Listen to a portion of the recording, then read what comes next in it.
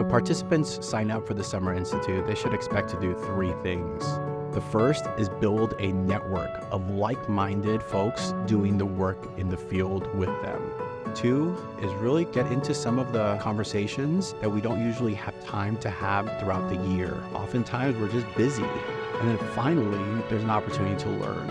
It's a different dynamic to go into districts and to see them and to work with them, but to have 30 to 40 teams together in one space, really excited to kind of hit the ground running, is really helpful.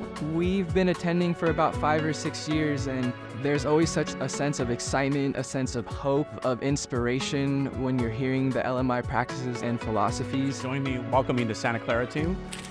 I think there is sometimes a gravitational pull away from this work into the older norms and traditions of how we've done school. I think it's really important that we commit to this every single day, because that communicates to everyone across the system that this is the work that we are about. As we're sitting together at a group at our table and we're listening to the presenters, and I look at my team and I just see the smile on the faces and I see the head nods. There's an energy, and you can really feel it. You'll see people really engaged. They're very quick to share ideas. They're willing to take risks and say some of the challenging things. The key piece is it gives you a space where everyone's at the table. You're answering questions from your perspective for the good of your district, for the good of your schools. When people feel recognized, when they feel valued, feel trusted, it creates a much more positive learning environment for students and a more positive working environment for the adults. Everyone wins.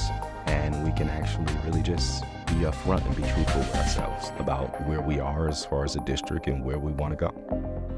The first time I came to the Summer Institute and they said, okay, we have to commit to this work. We have to establish a trust. And I did not trust my district. But they were saying before you leave here, it has to be a goal and a commitment as a team. This whole process here being at the Summer Institute really develops the team. It develops the goals, the commitments. This institute gives us the tools.